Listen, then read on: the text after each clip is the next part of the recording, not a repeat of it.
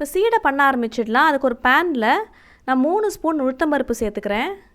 இதை நல்லா வாசனை வர வறுத்து எடுத்துக்கோங்க. கொஞ்சம் கலர் மாறுற வரைக்கும் வறுத்து எடுத்தால் போதும், கரெக்டாக இருக்கும்.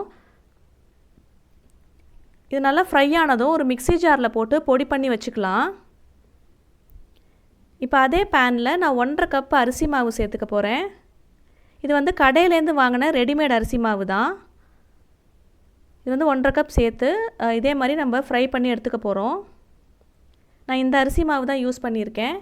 இதே மீடியம் ஃப்ளேம்லேயே வச்சு கரிஞ்சு போயிடாமல் நல்லா சூடு ஏறுற வரைக்கும் வறுத்து எடுத்தால் போதும். ஒரு 1லேருந்து 1.5 நிமிஷம் நீங்கள் வறுத்தாலே போகிறோம். இப்போ இது ரெண்டுத்தையுமே நம்ம சலிச்சு எடுத்துக்க போகிறோம். அரிசி மாவையும் நம்ம பொடி பண்ணி வச்சுருக்கிற உளுத்தம் பருப்பு பொடியும் சேர்த்து நல்லா சலிச்சு எடுத்துக்கலாம்.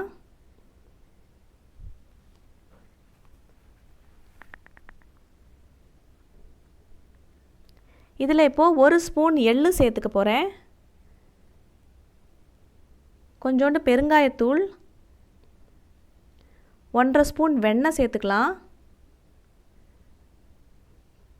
தேவைக்கு உப்பு, 1 ஸ்பூன் துருவின தேங்காய்,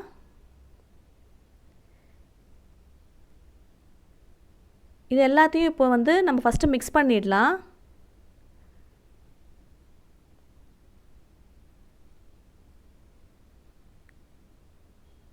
இது நல்லா மிக்ஸ் ஆனதுக்கப்புறமா நம்ம கொஞ்சம் கொஞ்சமாக தண்ணி சேர்த்து நல்லா பிசைஞ்சு எடுத்துக்கலாம். சப்பாத்தி மாவு மாதிரி கொஞ்சம் கெட்டியாக பிசையக்கூடாது. கொஞ்சம் கொஞ்சமாக தண்ணி விட்டு சாஃப்டாகவே பிசைஞ்சு எடுத்துக்கோங்க. இந்த அளவுக்கு சாஃப்டாக இருக்கணும். இப்போ இதை சின்ன சின்னதாக உருண்டை பண்ணி தனியாக எடுத்து வச்சுக்கலாம். ரொம்ப அழுத்தி உருண்டை பிடிக்காதீங்க, மேலோட்டமாக உருண்டை இருந்தாலே போதும்.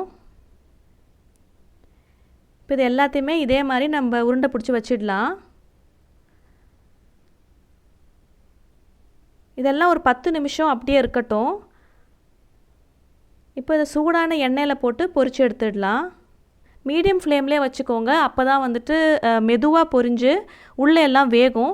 ஃபஸ்ட்டே ஹை ஃப்ளேமில் வச்சிட்டிங்கன்னா வெளியில் கரிஞ்சு போயிடும், உள்ளே வேகாமல் மாவு அப்படியே இருக்கும். அதில் மீடியம் ஃப்ளேம்லேயே வச்சு ஃப்ரை பண்ணி எடுத்துருங்க.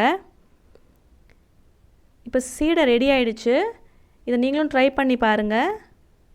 இதோட ஃபீட்பேக்கை கமெண்ட்ஸில் என் கூட ஷேர் பண்ணுங்கள். தேங்க்யூ.